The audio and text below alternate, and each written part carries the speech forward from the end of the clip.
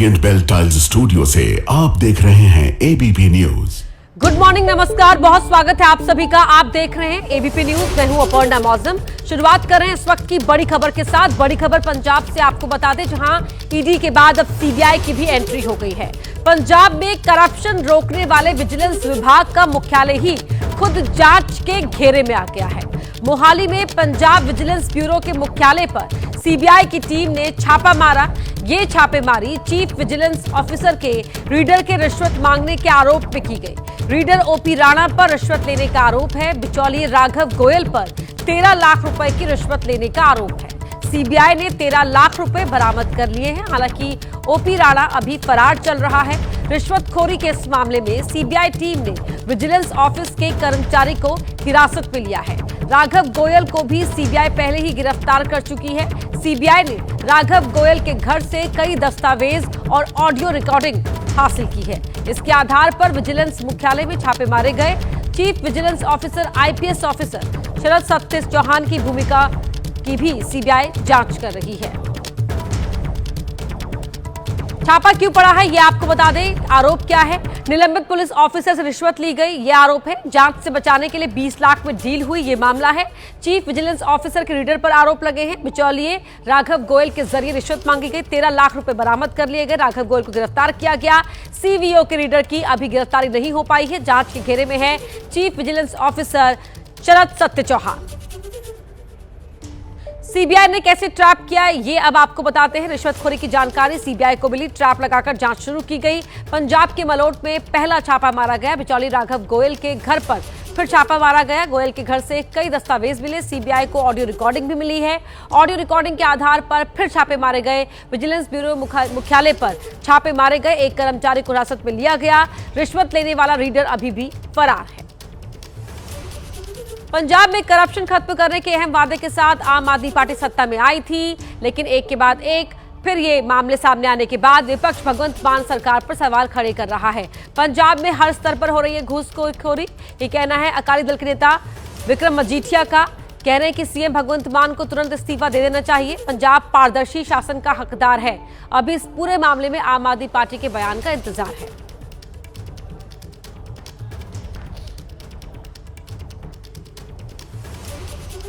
और अब बात करते हैं अमेरिका और ईरान में तनातनी की, क्योंकि एक बार फिर युद्ध शुरू होने का खतरा मंडरा रहा है।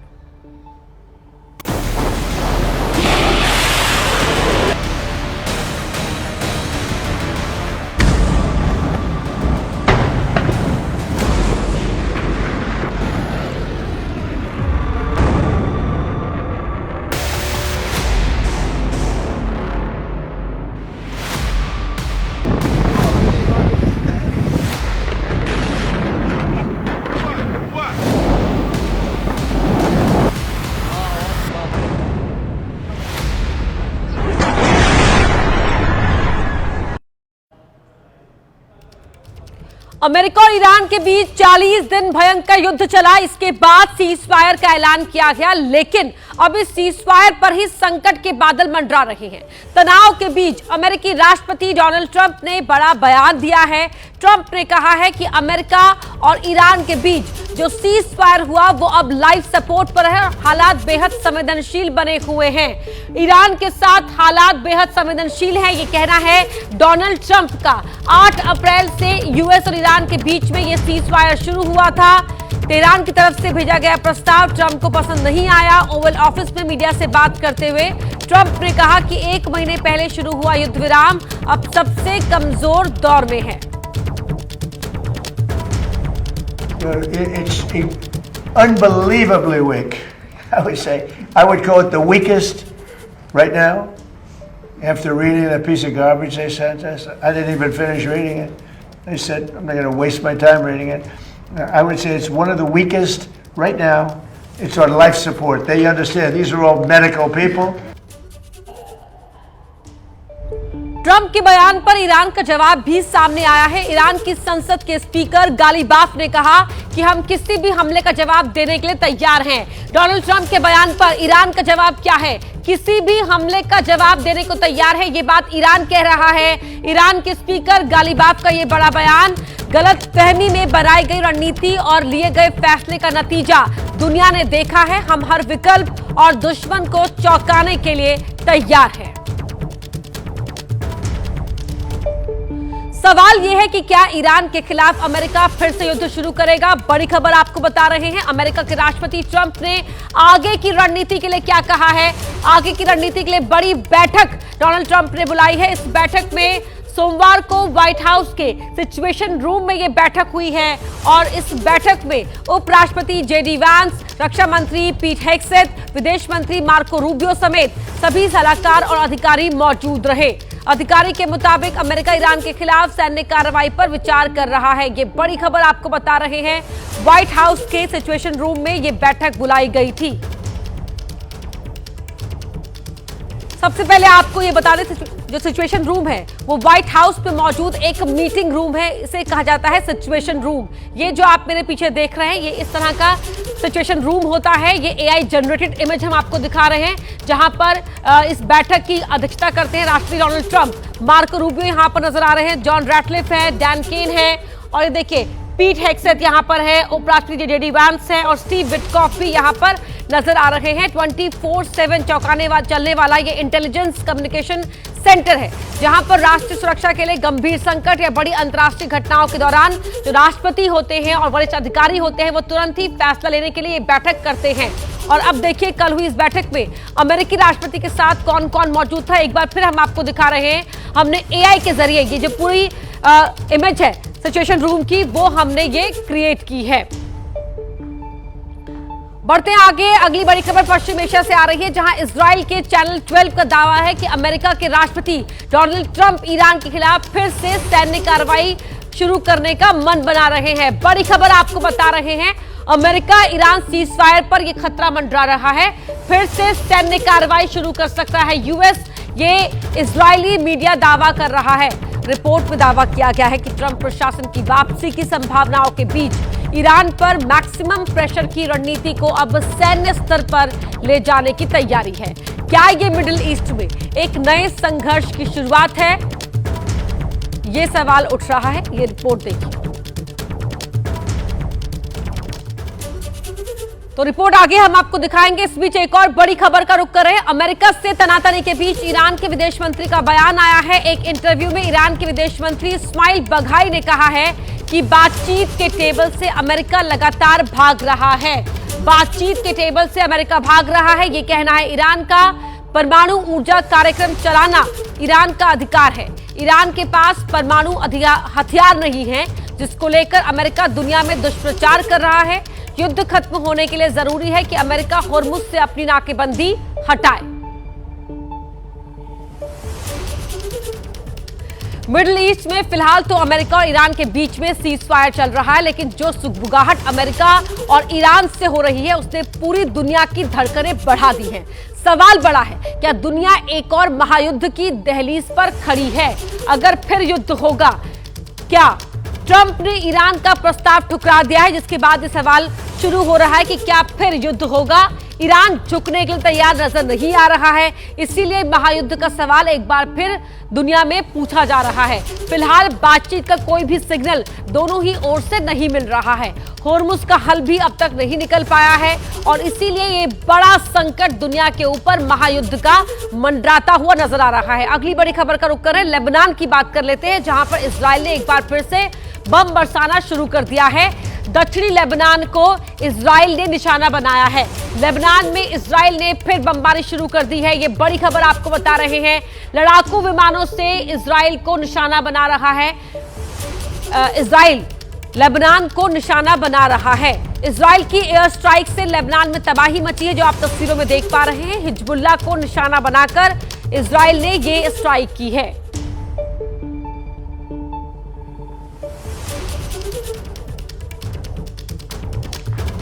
अमेरिका और ईरान के बीच तनातनी की वजह से ही पूरी दुनिया में ऊर्जा संकट है। इसीलिए पीएम मोदी ने देश के लोगों से ऊर्जा बचाने की अपील की है।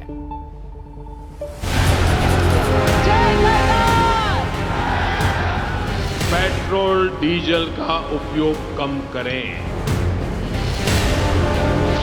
हम सोने की खरीद को टालें। बेटा हो या बेटी, पैदा होने से पहले माता पिता सोने की व्यवस्था करते हैं कि आगे चल के शिक्षा के काम आएगा, शादी के काम आएगा। ऐसे देश को आप कह रहे हैं 1 साल तक सोना मत। वैश्विक संकट के समय में विपक्ष को अपनी विद्वेषपूर्ण राजनीति से बाज आना चाहिए। वो असल में अपनी और अपनी सरकार की नाकामी का जीता जागता सबूत पेश कर रहे हैं।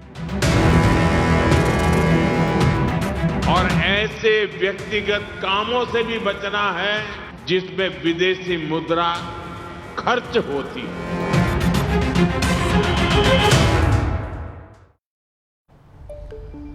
जंग अमेरिका और ईरान के बीच हुई, लेकिन युद्ध की चपेट में पूरी दुनिया है। संकट के बादल अभी छटे नहीं हैं। पश्चिम एशिया के हालात ने पूरी दुनिया की सप्लाई चेन और कच्चे तेल की कीमतों को हिलाकर रख दिया है। इसे लेकर ही प्रधानमंत्री मोदी ने 24 घंटे में भारत के लोगों से अपील की है। प्रधानमंत्री नरेंद्र मोदी ने देशवासियों को 7 बेहद जरूरी मंत्र दिए हैं, क्योंकि दुनिया के कई देशों में ईरान युद्ध से त्राहिमाम वाले हालात हैं। वो तो गनीमत है कि हमारे देश पर इसका कोई बड़ा असर अभी तक नहीं पड़ा है, लेकिन हकीकत ये है कि युद्ध की जद में आए तेल और गैस के ठिकानों को दोबारा चालू होने में वक्त लगेगा। भारत पर इसका बुरा प्रभाव बढ़े इसीलिए ना पड़े, इसीलिए पीएम मोदी लोगों से लगातार ऊर्जा और विदेशी मुद्रा बचत की अपील कर रहे हैं। तो प्रधानमंत्री ने 24 घंटे में जो 7 अपील की है, उनमें पहली अपील है कि जहां तक संभव हो वर्क फ्रॉम होम को प्राथमिकता मिले।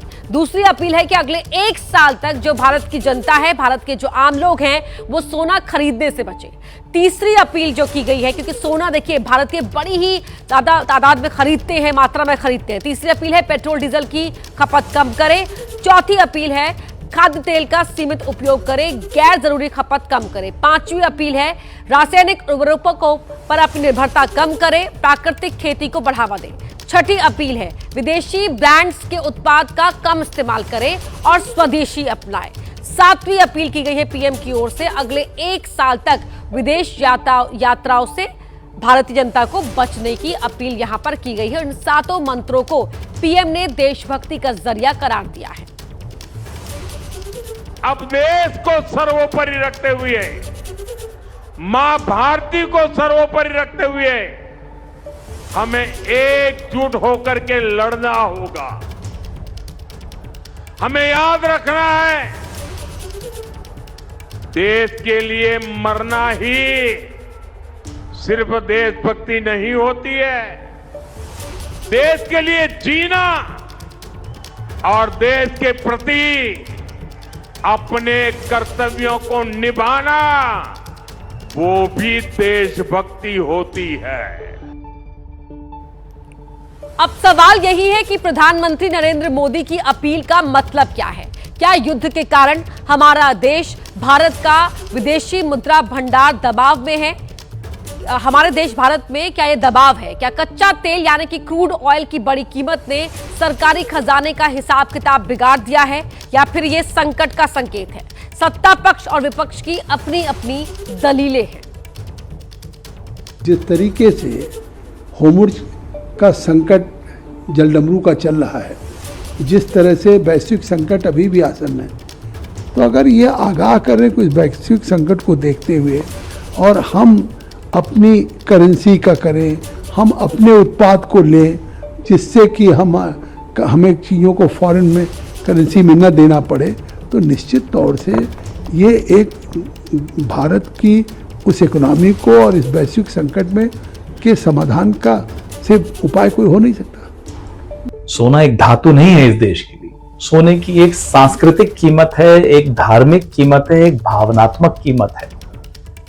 बेटा हो या बेटी, पैदा होने से पहले माता पिता सोने की व्यवस्था करते हैं कि आगे चल के शिक्षा के काम आएगा, शादी के काम आएगा। ऐसे देश को आप कह रहे हैं 1 साल तक सोना मत खरीदिए। आग लगने के बाद कुआं कौन खोदता है? प्रधानमंत्री, प्लानिंग नहीं थी। अब आप कहते हैं साहब विदेश मत जाइए, घरों में बैठिए, मेट्रो लीजिए। आप खुद रोड शो कर रहे थे, कौन मानेगा ये बात?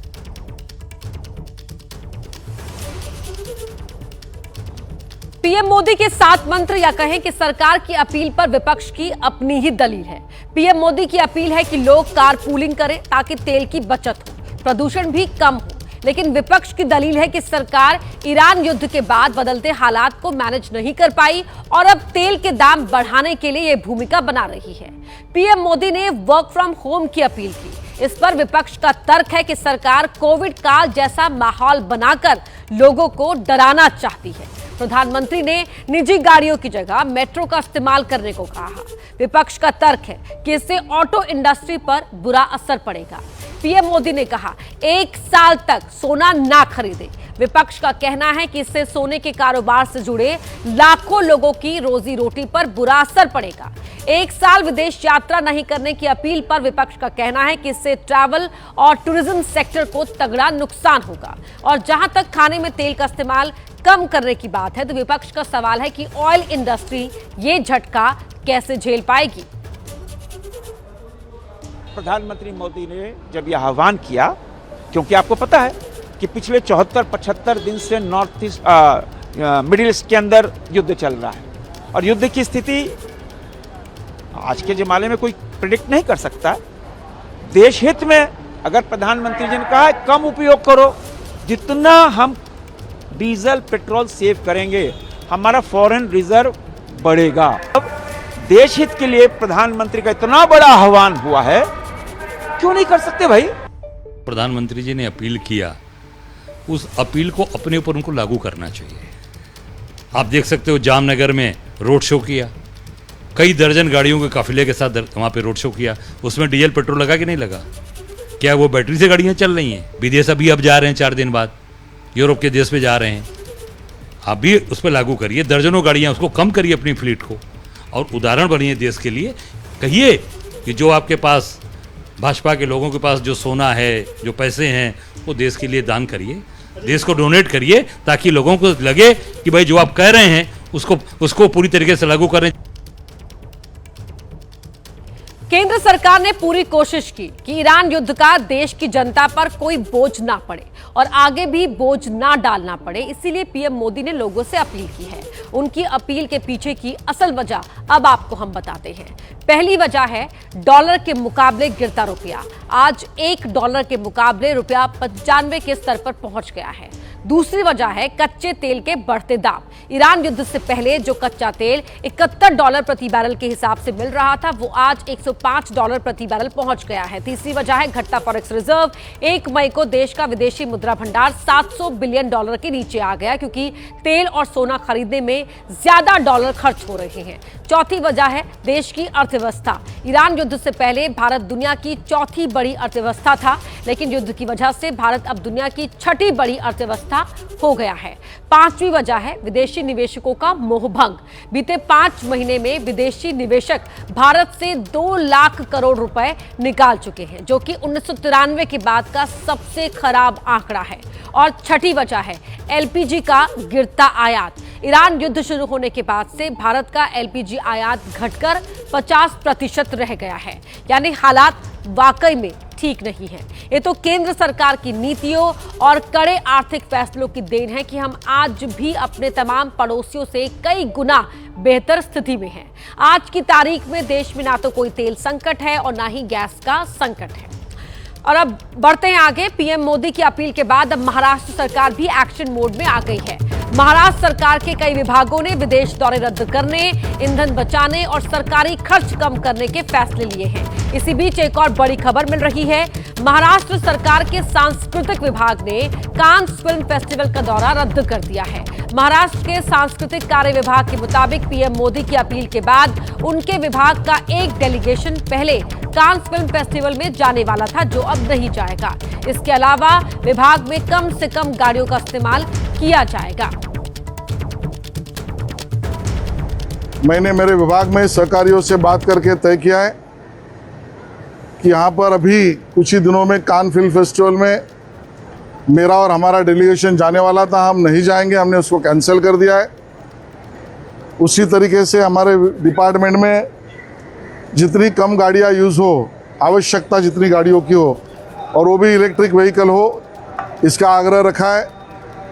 आज जो बैठक है तय वो ठीक है, लेकिन कल से सभी बैठकों या बहुतांश बैठकें वर्चुअल हो, इस प्रकार का प्रयास करेंगे। अब बात असम में नई सरकार की, क्योंकि आज हिमंता दूसरी बार सीएम पद की शपथ लेने जा रहे हैं। हेमंत बिस्वा शर्मा जी को विधायक दल का नेता घोषित करता हूं।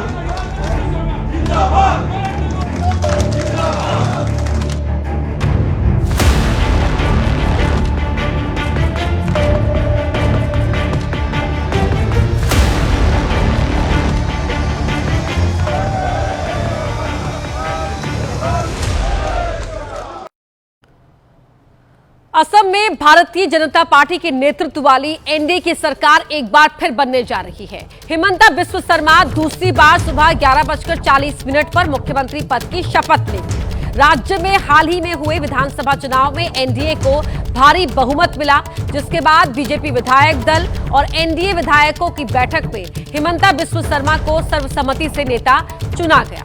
इसके साथ ही यह तय हुआ कि असम में लगातार तीसरी बार एनडीए की सरकार बनेगी।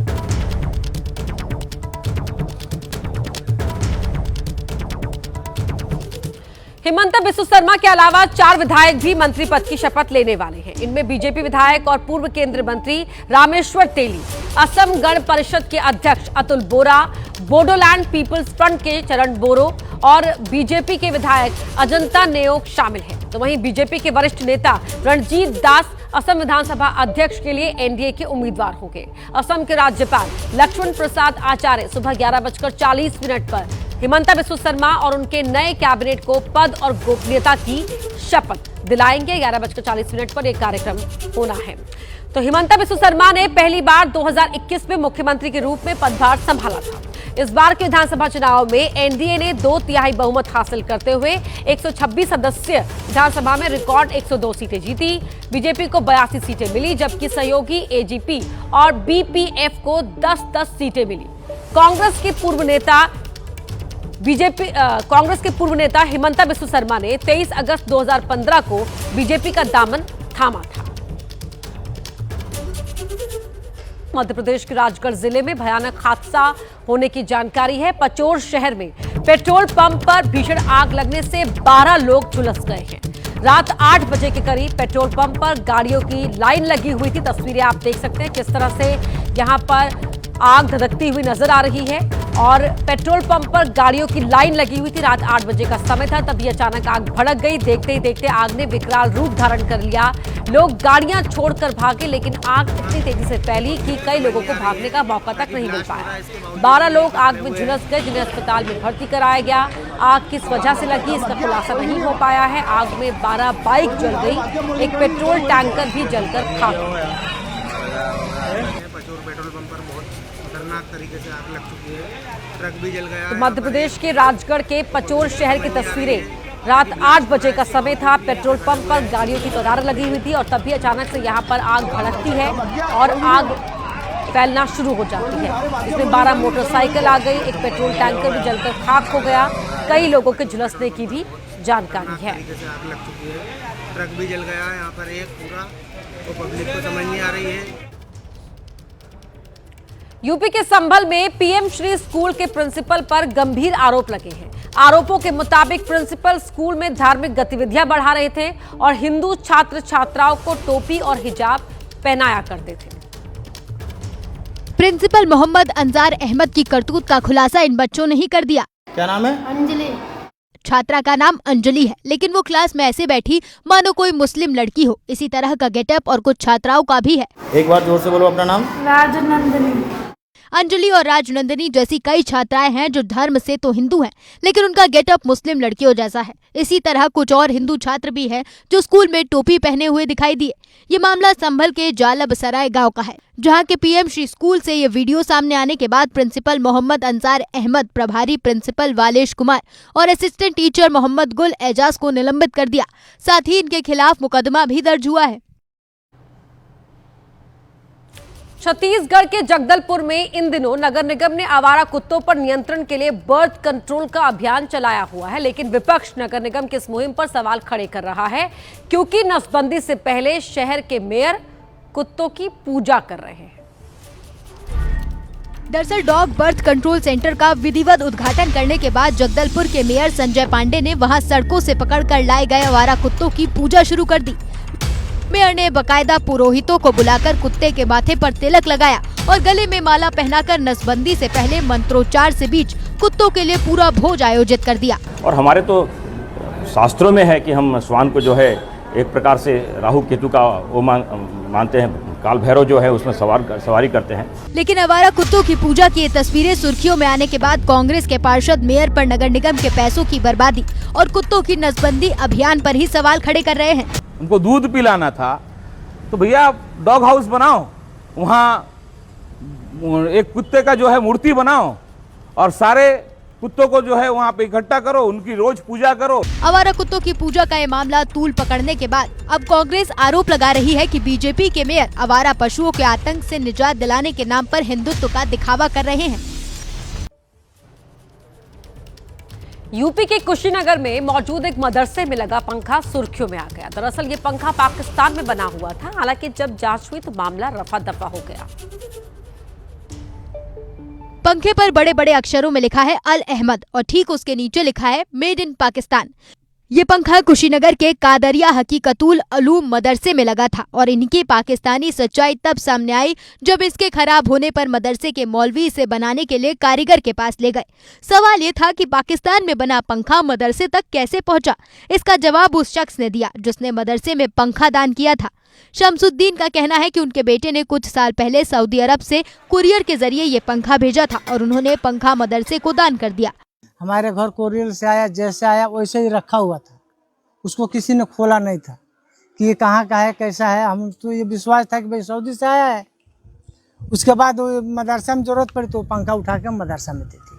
पुलिस ने मदरसा मालिक और पंखा देने वालों से पूछताछ भी की है, लेकिन बीजेपी के नेता इस मामले में कार्रवाई की मांग कर रहे हैं।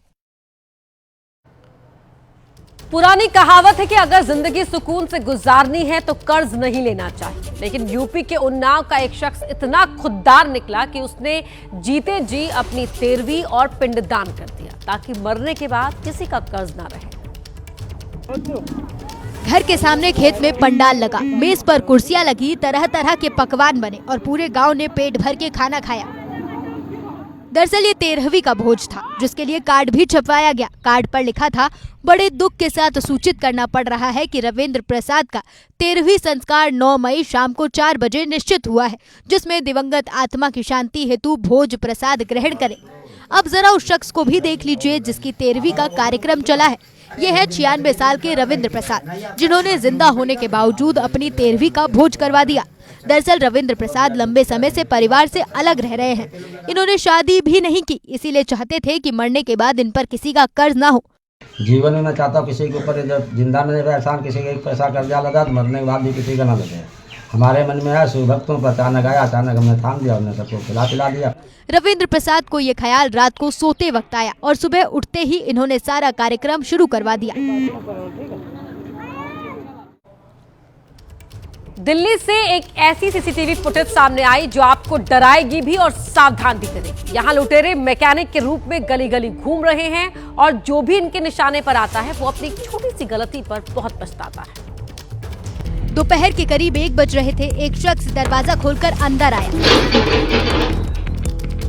सिर पर टोपी, हाथ में पॉलिथीन, दिखने में बिल्कुल सामान्य, और अगले ही पल इसके डोर बजाई। डोर बजाते ही घर के अंदर से एक महिला की आवाज आई। उसने पूछताछ शुरू की।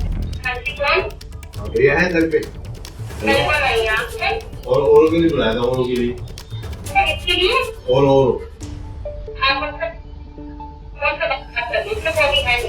Okay, thank you.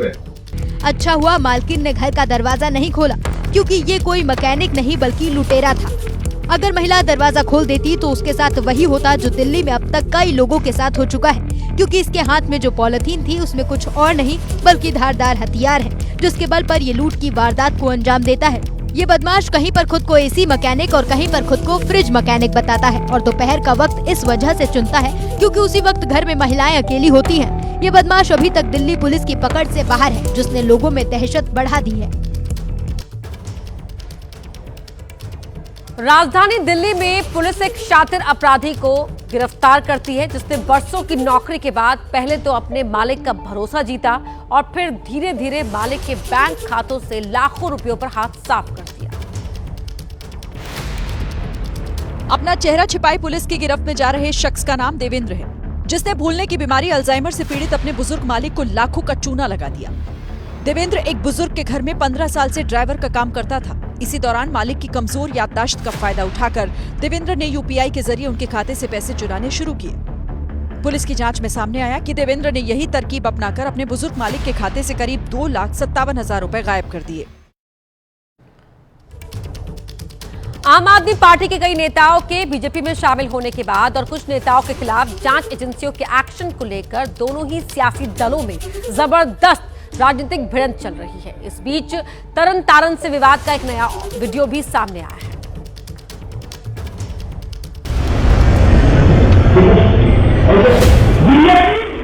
ये तरन तारन में बीजेपी दफ्तर के अंदर का सीसीटीवी फुटेज है। शाम करीब 4 बजे कुछ लोग पार्टी दफ्तर में पहुंचे और बीजेपी के खिलाफ नारेबाजी करते हुए पर्चे फेंकने लगे। इस दौरान बीजेपी दफ्तर में स्याही भी फेंकी गई।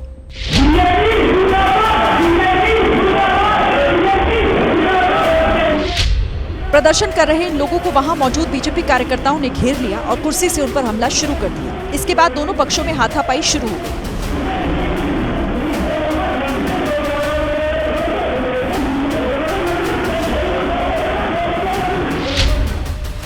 विवाद तब और बढ़ गया जब बीजेपी के कार्यकर्ताओं ने आम आदमी पार्टी के एक कार्यकर्ता को पकड़ लिया और उसे पकड़कर अंदर ले गए। इसी के बाद आम आदमी पार्टी के कार्यकर्ताओं ने ईंट पत्थर फेंकने शुरू कर दिए। इसी तरह मोहाली के जीरकपुर में भी 5 नकाबपोश युवक बीजेपी दफ्तर के अंदर घुसे और दीवार पर स्याही फेंकी। इससे पहले इसी तरह का हंगामा अमृतसर में भी बीजेपी के दफ्तर में हुआ था, जिसके बाद बीजेपी पंजाब के अध्यक्ष सुनील जाखड़ ने कहा कि वो पंजाब को पश्चिम बंगाल नहीं बनने देंगे। यूपी के फतेहपुर में बर्थडे पार्टी में जमकर दहशतगर्दी देखने को मिली। एक तो युवाओं ने बीच सड़क पर अपना बर्थडे मनाया, ऊपर से तलवार लहराकर दहशतगर्दी भी फैलाई। सड़क पर 2 बाइक खड़ी है। बाइक के ऊपर बर्थडे बॉय है, मुंह और बाल पर केक लगा है और युवक दबंगई वाले गाने पर नाच रहा है। ये है तलवार वाला हैप्पी बर्थडे जो हथगांव थाना क्षेत्र में बीच सड़क पर मनाया गया। बर्थडे बॉय जन्मदिन की पार्टी में ऐसा डूबा है कि खुलेआम नंगी तलवार लहराकर कानून की धज्जियां उड़ा रहा है। युवक के साथ 1 दर्जन से ज्यादा युवा हैं जो सड़क को जाम करके नाच रहे हैं। बताया जा रहा है कि बर्थडे बॉय ग्राम प्रधान का भतीजा है और इसीलिए फुल टशन दिखाकर वो कानून को तार-तार कर रहा है। हालांकि वीडियो वायरल होने के बाद लोगों की प्रतिक्रियाएं आ रही हैं और लोग कानून की धज्जियां उड़ाने वाले बर्थडे बॉय के खिलाफ कड़ी कार्रवाई की मांग कर रहे हैं। राजस्थान के हनुमानगढ़ में बस के किराए में 1 रुपये कम देने पर बवाल हो गया। यात्री ने 1 रुपया कम दिया तो बस ड्राइवर, कंडक्टर समेत कुछ लोगों ने यात्री को बस से नीचे ही उतार दिया। इतना ही नहीं, उसे जमकर पीटा भी गया।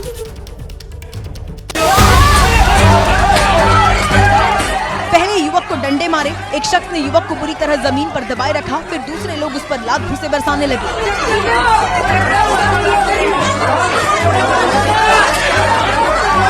युवक को 1 रुपए के लिए इतना मारा गया कि वो दर्द के मारे चिल्लाने लगा, लेकिन किसी को उस पर दया नहीं आई। बताया जा रहा है कि युवक भादरा के मलसीसर गांव जा रहा था। किराया 11 रुपए हुआ था, लेकिन उसने 1 रुपए कम दिया।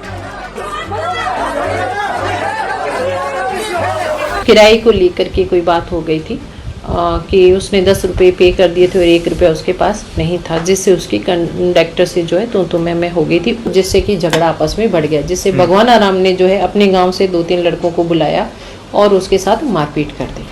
पिटाई से युवक को गंभीर चोट आई है। वहीं युवक के पिता की शिकायत पर पुलिस ने 3 लोगों को गिरफ्तार कर लिया है। मध्य प्रदेश के पन्ना जिले से चौंकाने वाला एक मामला सामने आया। वहां मंदिर में दर्शन करने आए एक श्रद्धालु को भीड़ ने बच्चा चोर समझकर पीट दिया। श्रद्धालु कहता रहा कि मैं बच्चा चोर नहीं हूं, लेकिन गांव वाले उसे पीटते रहे। गांव वालों ने एक शख्स को बच्चा चोर समझकर जमकर मारा।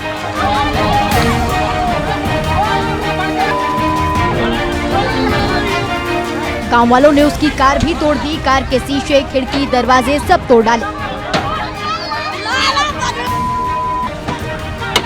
कार सवार 2 लोगों ने मौके से भागकर अपनी जान तो बचा ली, लेकिन तीसरे को लोगों ने पकड़ लिया और इतना मारा कि लहूलुहान कर दिया।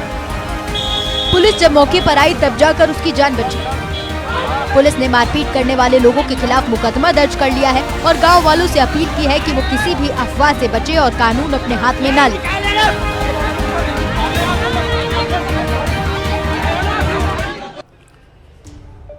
बिहार के नवादा में ननद भाभी के बीच का झगड़ा सदर अस्पताल के इमरजेंसी वार्ड तक पहुंच गया। दोनों ही पक्षों ने अस्पताल के अंदर जमकर मारपीट की। सामने आई तस्वीरों में एक युवक बेल्ट से महिला पर वार करता दिखाई दिया।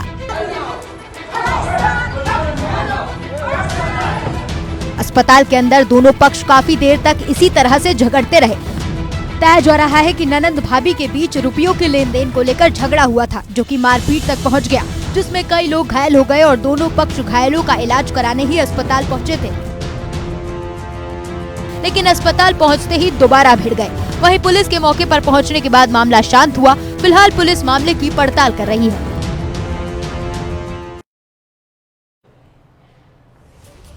यूपी के बहराइच में उस समय हड़कंप मच गया जब बस स्टैंड पर खड़ी एक बस में अचानक ही आग लग गई। देखते ही देखते पूरी बस आग की लपटों में घिरकर जलने लगी। वहां अफरा तफरी मच गई। आग इतनी तेजी से फैली कि कुछ ही देर में पूरी बस लपटों में घिर गई और आग का गोला बन गई। आग इतनी भीषण थी कि वहां खड़ी दूसरी बसों में भी आग के फैलने का खतरा मंडराने लगा, जिसके बाद वहां से बसों को दूर हटा दिया गया। सूचना मिलते ही दमकल विभाग की गाड़ियां मौके पर पहुंची और कड़ी मशक्कत के बाद आग पर काबू पाया गया। हालांकि तब तक बस पूरी तरह जलकर खाक हो चुकी थी। गनीमत रही कि इस हादसे में कोई हताहत नहीं हुआ। उत्तर प्रदेश के मिर्जापुर में पुलिस ने खुद को यूट्यूबर और पत्रकार बताने वाली एक ऐसी महिला को अरेस्ट किया है जिसने अपने ही परिवार वालों के साथ मिलकर अपने ही अपहरण की साजिश रची। आरोपी महिला यूट्यूबर ने किडनैपिंग की साजिश को सच साबित करने के लिए अपने हाथ पैर बंधवाकर साथियों से खुद को खेत में फिकवा दिया था। सड़क से गुजर रहे कुछ लोगों ने महिला को बचाकर पुलिस को उस घटना की जानकारी दी, लेकिन जब इस मामले की गहनता से जांच शुरू हुई तो पता चला कि महिला ने पुलिस वालों को ही फंसवाकर पैसे वसूलने के लिए खुद का अपहरण करवाने की साजिश रची थी। कुछ अभियुक्तों को जेल भेजा गया था चुनार पुलिस द्वारा, जिसके कारण ये नाराज थी। विभिन्न मुकदमों में पुलिस पर कार्रवाई करने के लिए और अपनी मंशा के अनुरूप कार्रवाई कराने के लिए दबाव बनाती थी। पुलिस ने इस मामले में आरोपी महिला यूट्यूबर के अलावा उसके पति, भाई, भाभी और बहन समेत 6 लोगों को किडनैपिंग की साजिश में गिरफ्तार कर लिया है। यूपी के गाजियाबाद में हुई एक शादी चर्चा का विषय बनी हुई है। शादी में लड़के वालों को इतना दहेज दिया गया कि जो भी वहां मौजूद था उसकी आंखें खुली की खुली रह गई। बारात पहुंची तो दूल्हे को सोने की चेन पहनाई गई, हाथ में ब्रेसलेट पहनाया गया, अंगूठियां पहनाई गई, फिर 1,01,11,000 रुपए नकद दिया गया। लड़के वालों को नोटों से भरा हुआ बैग पकड़ाया गया तो ये नजारा देखकर बाकी लोग मेहमान दंग रह गए। बड़ी बात ये रही कि लड़की वाले जो सामान देने जा रहे थे उसका ऐलान भी कर रहे थे। 1,01,11,000 रुपए नकद, 1,01,11,000 रुपए नकद। अभी तो बस शुरुआत थी, दहेज यहीं खत्म नहीं हुआ। लड़की वालों ने लड़के को BMW भी दहेज में दी। चांद भाई लगवे वाले 1,01,11,000 रुपए नकद, एक BMW और सामान इस प्रकार है भैया। लड़की वालों ने हीरो के गहने, सोने चांदी के इतने गहने दिए कि बैग फुल हो गया। भाई टोटल चीज है 71, 11 हीरे की, 42 सोने की, 18 चांदी की, 71 चीज, जिसमें 11 चीज हीरे की, 42 चीज सोने की और 18 चीज चांदी की। सिर्फ दूल्हे को ही नहीं, जिन्होंने ये शादी करवाई उनमें से एक को स्कॉर्पियो और दूसरे को थार दी गई। शादी गाजियाबाद के इंदिरापुरम में स्थित होटल रॉयल एम्बियंस में हुई, जिसने पूरे देश में सुर्खियां बटोरी। मध्य प्रदेश की राजधानी भोपाल में उस वक्त हड़कंप मच गया जब बजरंग दल के कार्यकर्ता एक मुस्लिम युवक का जुलूस निकालते दिखे। मुस्लिम युवक एक हिंदू लड़की के साथ होटल में पकड़ा गया था, जिसके बाद बजरंग दल के कार्यकर्ताओं का गुस्सा फूट पड़ा। बजरंग दल के कार्यकर्ताओं ने युवक को होटल में दबोच लिया और उसकी पिटाई शुरू कर दी।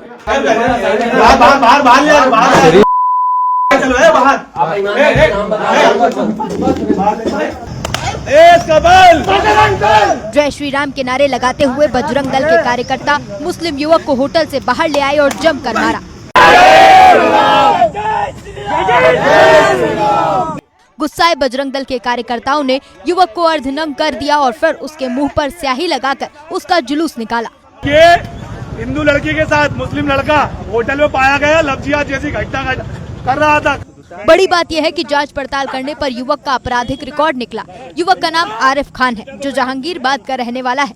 अयोध्या नगर की हिंदू लड़की को गुमराह करके होटल लाया था। फिलहाल पुलिस आरिफ की और ज्यादा कुंडली खंगालने में जुटी है। यूपी के आगरा में तेज रफ्तार एक ऑटो मौत बनकर दौड़ा। बेकाबू ऑटो ऐसा पलटा कि इस हादसे में पिता पुत्र की मौत हो गई। हादसा इतना भयानक था कि सड़क पर चल रहे लोगों की सांसें अटक गई। अनियंत्रित ऑटो आया और एम्बुलेंस को धड़ाम से टक्कर मारी।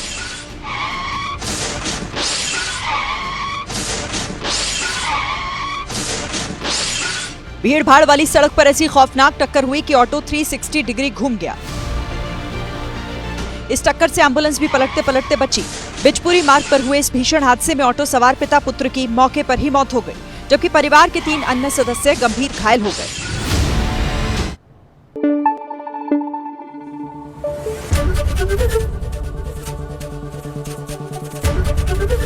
एबीपी न्यूज आपको रखे आगे।